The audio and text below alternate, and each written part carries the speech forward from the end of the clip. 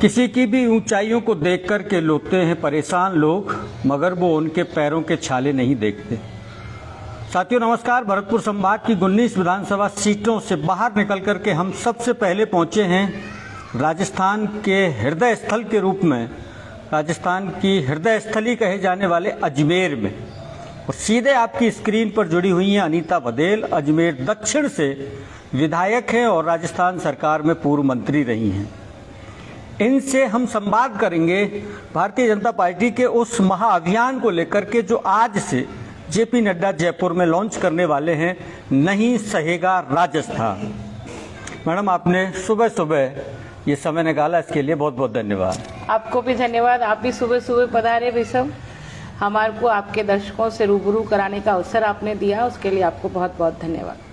क्या है मैडम ये अभियान की पूरी रूपरेखा क्या है?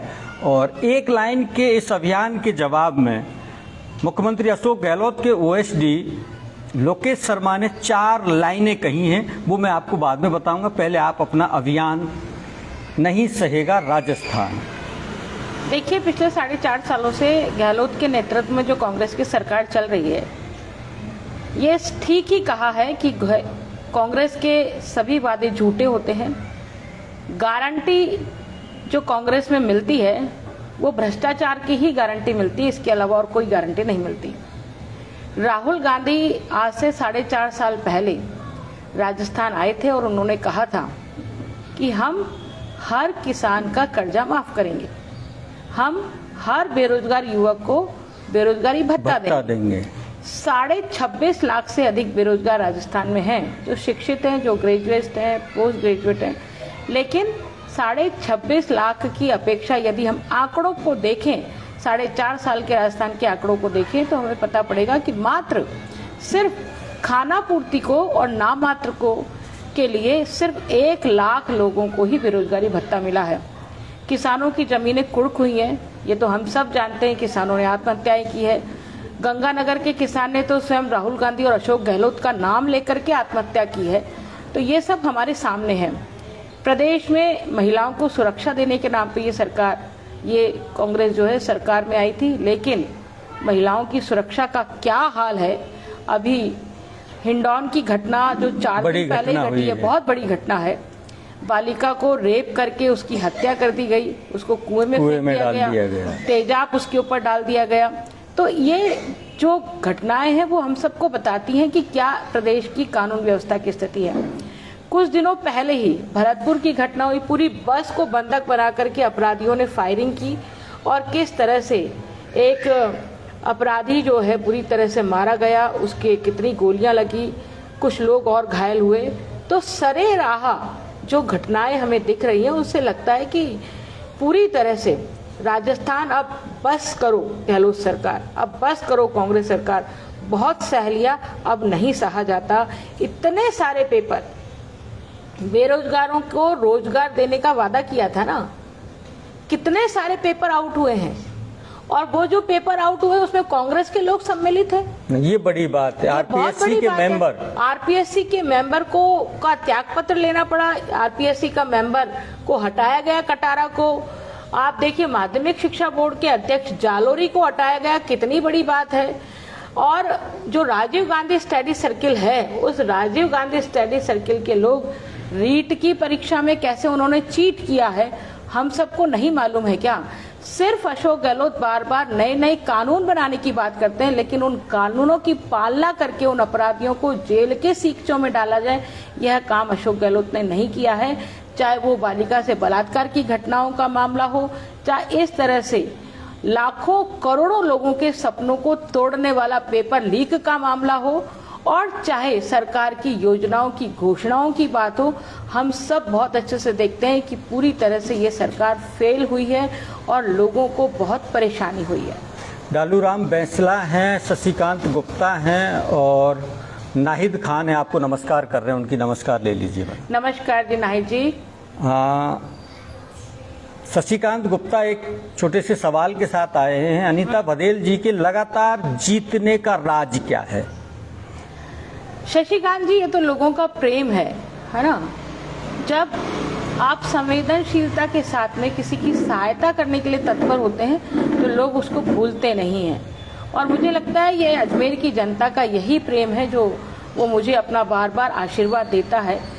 लगातार लोगों के बीच में बने रहने का, लोगों की समस्याओं के समाधान करने की कोशिश, ईमानदार कोशिश यदि आप करते हैं तो निश्चित रूप से लोग आपका साथ देते हैं और आप लोगों के दिलों में जगह बनाते हैं। और यही वजह है कि भारतीय जनता पार्टी अजमेर दक्षिण ने रिकॉर्ड कायम किया है। लगातार 4 बार भाजपा यहाँ से जीती है। मैं इसको भाजपा का आशीर्वाद, भाजपा के कार्यकर्ताओं का आशीर्वाद और साथ ही साथ मेरी जनता का प्यार मानती हूँ, जिसने हमेशा से मेरे साथ खड़े होकर के अपनी समस्याओं का समाधान भी किया है और मुझे भी संबल प्रदान किया है, मुझे भी उत्साहित किया है कि मैं उनकी हर समस्या में उनके साथ खड़ी रहूं।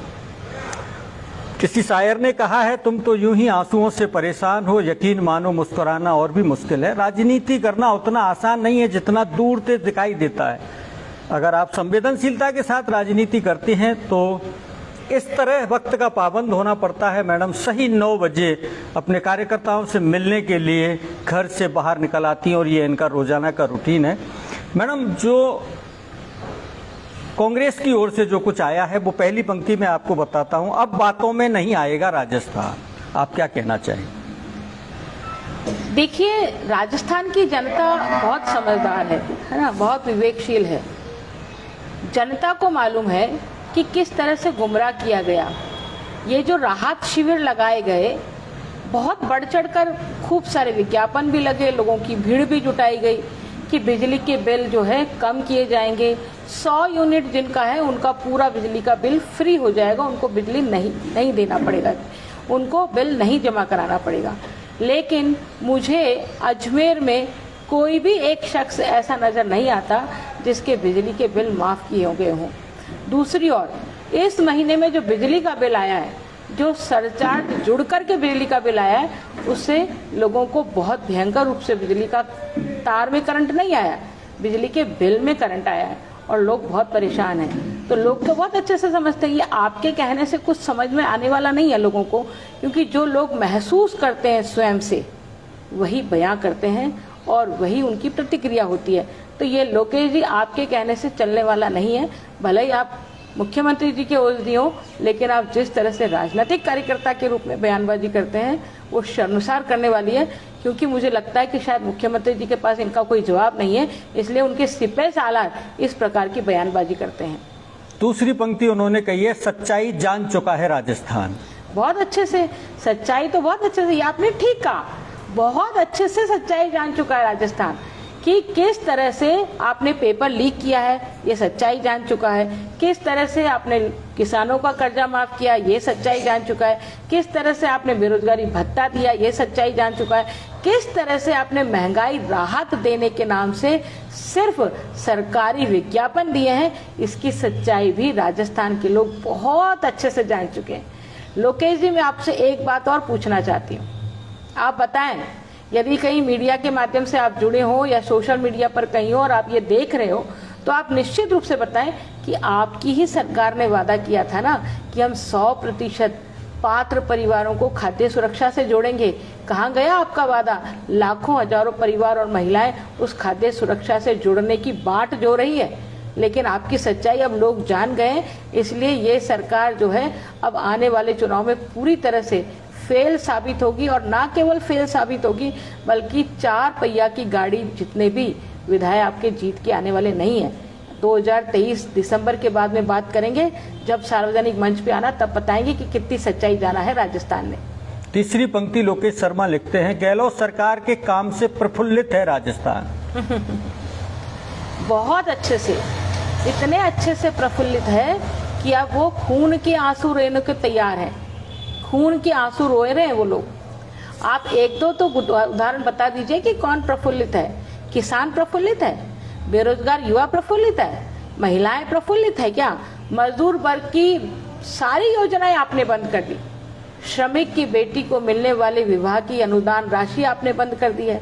आपने उसको कारीगरी के लिए मिलने वाला किट की राशि आपने बंद कर दी है। उनके बच्चों की छात्रवृत्ति आपने बंद कर दी है। तो श्रमिक भी परेशान है, सभी वर्ग के लोग परेशान हैं। मुझे बताइए तो सही, कौन सा वर्ग प्रफुल्लित है? रोज की घटनाएं शायद लोकेश जी को दिखाई नहीं देती है ना। रोज 17 महिलाओं से जो रेप की घटनाएं होती हैं वो दिखाई नहीं देती। रोज लूट, डकैती, हत्या के मामले आपको दिखाई नहीं देते। शर्म करो थोड़ी बहुत। कहाँ प्रफुल्लित है जरा बताओ तो सही मुझे। आखिरी लाइन वो कहते हैं, कांग्रेस सरकार रिपीट करेगा राजस्थान। अब ये तो मैं इतना ही कहूंगी कि जिनको आंखें बंद होकर के भी, आंखें खुली रख कर के भी जिनको दिखाई नहीं देता, जो देखना नहीं चाहते, उनको क्या श्रेणी दें, उनको क्या संज्ञा दें? तो जिनकी आंखें हैं लेकिन उन्होंने उनको खोला नहीं है, तो उनको वही दिखाई देगा जो वो देखना चाहते हैं। जो वो नहीं देखना चाहते वो सामने दिख रहा है, लेकिन फिर भी वो देखना नहीं चाहते।